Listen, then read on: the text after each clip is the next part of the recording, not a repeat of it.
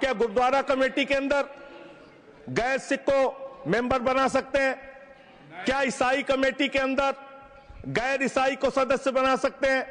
क्या बौद्धों की कमेटी के अंदर गैर बौद्ध को, क्या जैनों की कमेटी के अंदर गैर जैन को आप मेंबर बना सकते हैं? और इतना ही नहीं, क्या आप हिंदुओं के ट्रस्ट में, मंदिर के ट्रस्ट में आप क्या गैर हिंदू को मेंबर बना सकते हैं? नहीं बना सकते। और आज वक्फ की संपत्तियां कब्जा करके आप अपने दोस्तों को देंगे, कल गुरुद्वारे की संपत्तियां कब्जा करके आप अपने दोस्तों को देंगे, फिर चर्चों की संपत्तियां कब्जा करके आप अपने दोस्तों को देंगे, फिर बौद्धों की संपत्तियां कब्जा करके आप अपने दोस्तों को देंगे, फिर जैनों की संपत्तियां कब्जा करके आप अपने दोस्तों को देंगे, फिर मंदिरों की जमीनें कब्जा करके आप अपने दोस्तों को देंगे। आप तो वो लोग हैं जिन्होंने प्रभु श्री राम के मंदिर में भी घोटाला किया। मान्यवर, प्रभु श्री राम के मंदिर के जमीन में घोटाला किया। मैं कागज दूंगा सर, मैं कागज दूंगा। ये लोग राम मंदिर में घोटाला करने वाले लोग हैं, राम मंदिर की जमीन का चंदा खाने वाले लोग हैं सर। ये लोग 2 करोड़ की जमीन 5 मिनट में 18 करोड़ में बेची सर इन लोगों ने। 16.5 करोड़ का घोटाला किया, 18.5 करोड़ में जमीन बेची। ये राम मंदिर में घोटाला करने वाले लोग हैं सर। मान्यवर, अरे प्रभु श्री राम के नाम का पैसा खाते हो तुम लोग। अरे बैठ जाओ, राम मंदिर का पैसा खाते हो। अरे राम मंदिर में घोटाला करते हो, बैठो। अरे राम मंदिर का चंदा खाते हो। अरे चंदा चोरो बैठो, चंदा चोरो बैठो, चंदा चोरो बैठो, बैठो चंदा चोरो, चंदा चोरो बैठ जाओ। चंदा चोर हो तुम लोग चंदा चोर हो, चंदा चोर हो तुम लोग, चंदा चोर हो, चंदा चोर हो, चंदा चोरो बैठो। 1 मिनट को प्लीज, चंदा चोरो बैठो। सभापति महोदय, Shri Gajendra Singh ji. Sir, I am not dealing sir, I am not dealing. सदस्य ने चंदा चोरी किया इन्होंने सर, राम का पैसा खाया करने वाले राम का पैसा खाया सर इन्होंने। राम मंदिर का विषय, राम मंदिर में चंदा चोरी किया इन्होंने। चंदा चोर है सर ये लोग, इन्होंने प्रभु श्री राम का चंदा खाया। कृपया बैठ जाए। चंदा चोरी किया सर, कृपया बैठ जाए। अपनी बात कहने का मौका दिया। मैं जैसे उदय प्रताप जी की चंद पंक्तियों से अपनी बात शुरू करूंगा। न मेरा है न तेरा है, ये हिंदुस्तान सबका है। नहीं समझी गई ये बात तो नुकसान सबका है। न तेरा है न मेरा है, ये हिंदुस्तान सबका है। नहीं समझी गई ये बात तो नुकसान सबका है। जो आकर मिल गई इसमें वो दिखलाई नहीं देती, जो नदियां मिल गई इसमें वो दिखलाई नहीं देती। महासागर बनाने में मगर एहसान सबका है, महासागर बनाने में मगर एहसान सबका है। मान्यवर, हम लोग बचपन से एक शब्द सुनते आए, सरकार माई बाप। सरकार माई बाप यानी कि जो सरकार होती है वो लोगों की माई बाप होती है, मां की तरह ख्याल रखती है, पिता की तरह ख्याल रखती है। लेकिन अगर कोई सरकार अपने बच्चों को उसका गला घोटने पे उतारू हो जाए तो वो फिर सरकार निष्पक्ष सरकार नहीं है, नहीं है मान्यवर। वो सौतेली मां है, वो सौतेली मां है, उसका व्यवहार सौतेला है। और आज आप जो काम कर रहे हैं इस बिल के माध्यम से, आप बाबा साहब डॉक्टर भीमराव अंबेडकर जी के द्वारा लिखे गए संविधान की हत्या कर रहे हैं।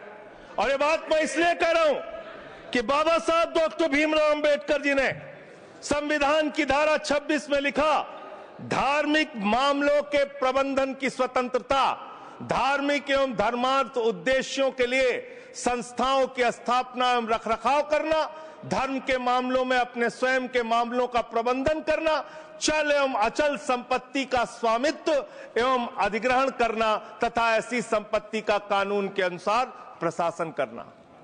यह अधिकार आपने नहीं दिया, यह अधिकार किसी भारतीय जनता पार्टी के लोगों ने नहीं दिया।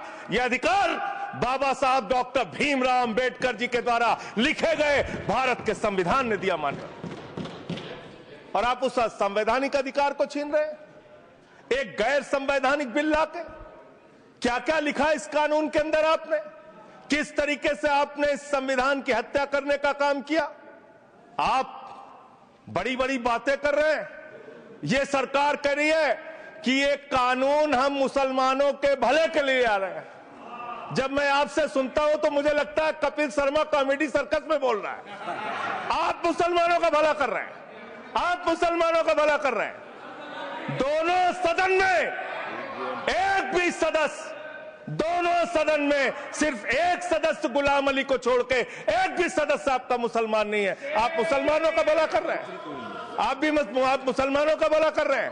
पूरी सरकार में एक मंत्री आपका मुसलमान नहीं है, आप मुसलमानों का भला कर रहे हैं। दो नेता अपने घरों में आपने बैठा दिया, मुख्तार अब्बास नकवी, शाहनवाज हुसैन, दोनों की राजनीति आपने खत्म कर दी। आप मुसलमानों का भला कर रहे हैं, आप मुसलमानों का भला कर रहे हैं, आप मुसलमानों का भला कर रहे हैं।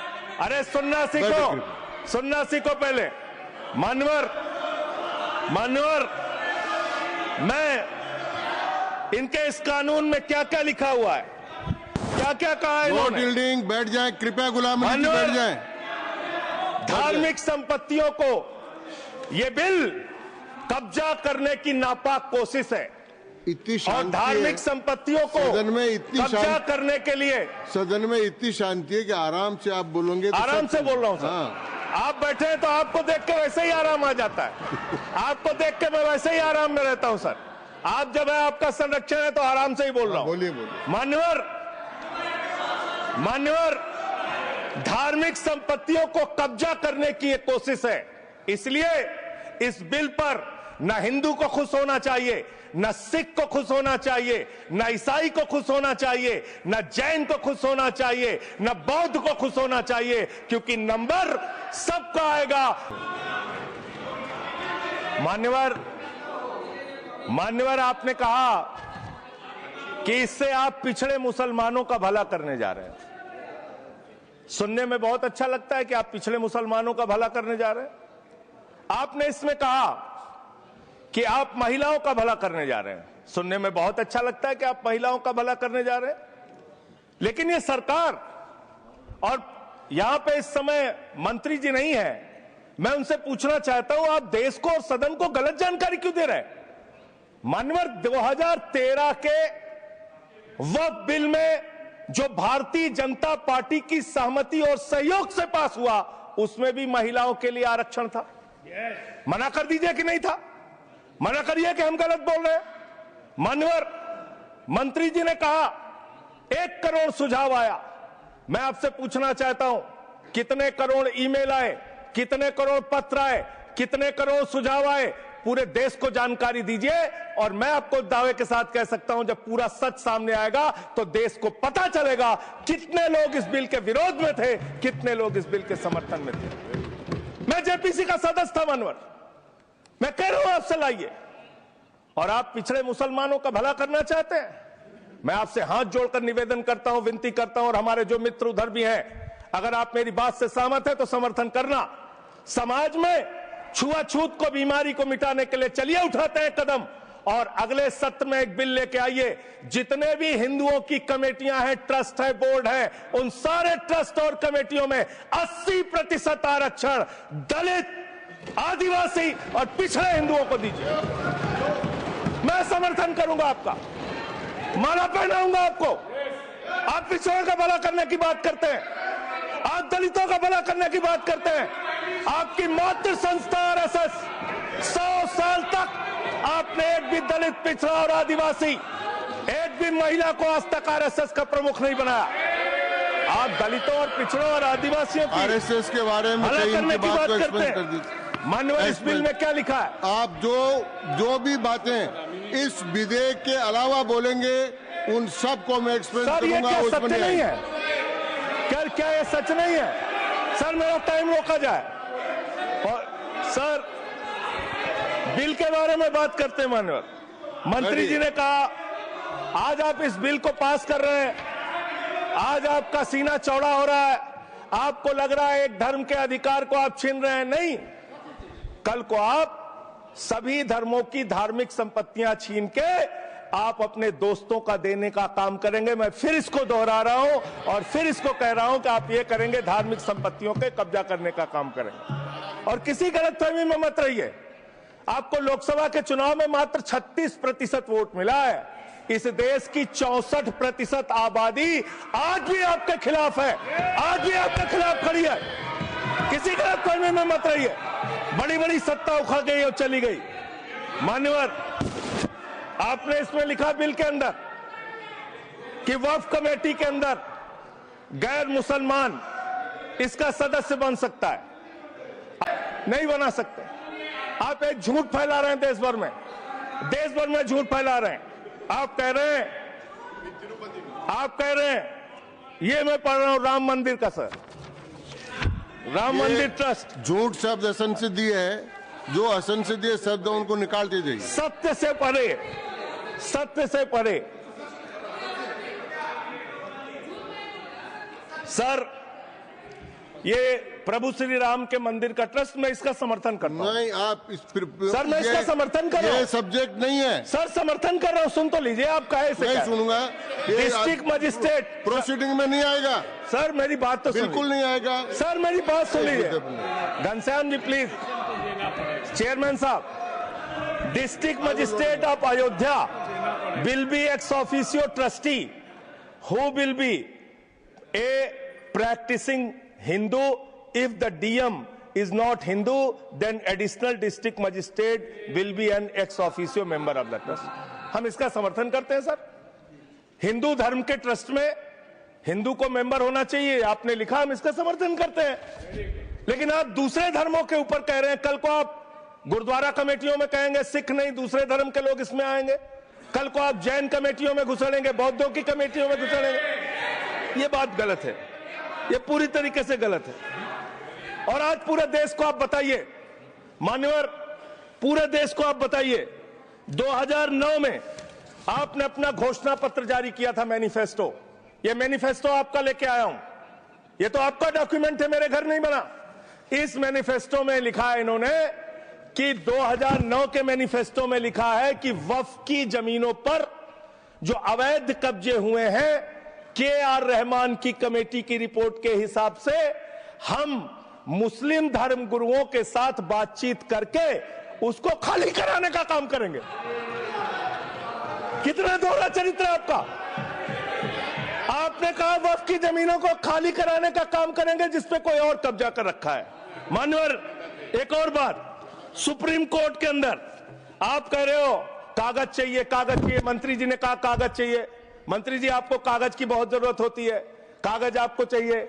आपकी सरकार ने 2020 में, ये पूरे देश को देखना चाहिए, पूरे देश को सर, 2020 में मैं जेपीसी का मेंबर था, एक कागज वहां मिला में 2020 में सुप्रीम कोर्ट में। सर, आप, मेरी बात नहीं आ रही सर, मेरी बात नहीं आ रही। 2020 में मान्यवर, इस भारत की सरकार ने, मोदी जी की सरकार ने शपथ पत्र दिया सुप्रीम कोर्ट में। से क्या लिखा हुआ है? 99% वक्फ की संपत्तियां डिजिटाइज हो चुकी हैं। मुख्तार अब्बास नकवी साहब आपके मंत्री थे, उनका बयान है 100% वक्फ की संपत्तियां डिजिटाइज हो चुकी हैं। तो जब आप सारी संपत्तियां डिजिटाइज कर चुके हैं, सब कुछ ऑनलाइन कर चुके हैं वामसी पोर्टल में, सारे कागजात जांच चुके हैं, तो क्या आप फसाद कराने के लिए फिर से कागज मांग रहे हैं? फसाद कराने के लिए आप फसाद कराने के लिए कागज मांग रहे हैं। आप फसाद कराने वाले हिंदू हैं, हम सौहार्द फैलाने वाले हिंदू हैं। यह बुनियादी फर्क है, यह बुनियादी फर्क है आप में। आप देश भर में फसाद, नफरत, लड़ाई, झगड़ा कराने का काम करते हैं। मान्यवर, मैं अंत में आप लोगों से सिर्फ एक ही बात कहना चाहता हूं कि आज सच्चर कमेटी की रिपोर्ट की बात कही गई और कहा गया 12,000 करोड़ की आमदनी हो सकती थी। एक सुझाव मैं पूरे सदन की तरफ से इस सरकार को देना चाहता हूं। 12,000 करोड़ की आमदनी की चिंता है वक्फ की, करोड़ों मुसलमानों की चिंता है आपको। एक अपने दोस्त को पकड़ के लाइए, नीरव मोदी को 20,000 करोड़ वसूलिए, 12,000 करोड़ वक्फ को दीजिए, 8,000 करोड़ अपने पास रखिए। 8,000 करोड़ का आपको मुनाफा होगा, 12,000 करोड़ वक्फ को दे दीजिए, करोड़ों मुसलमानों का भला हो जाएगा।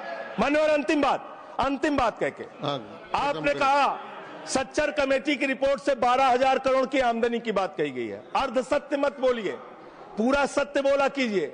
सुविधाजनक सत्य मत बोलिए, पूरा सच बोला कीजिए। मंत्री जी, इसमें लिखा हुआ है सच्चर कमेटी की रिपोर्ट में कि भारत की सरकार ने, राज्यों की सरकार ने अलग अलग राज्यों में अलग अलग जगहों पे 365 वक्फ की संपत्तियां कब्जा कर रखी हैं। आप उसके बारे में नहीं बताते, आप अर्ध सत्य बोलते हैं। मैं तो जेपीसी का मेंबर रहा हूं, मुझे सब पता है। तो इसलिए मान्यवर, आप फैला रहे हैं झूठ। ट्रिब्यूनल के फैसले, बस खत्म सर, खत्म। असत्य, सत्य से परे मान्यवर, सत्य से परे मान्यवर।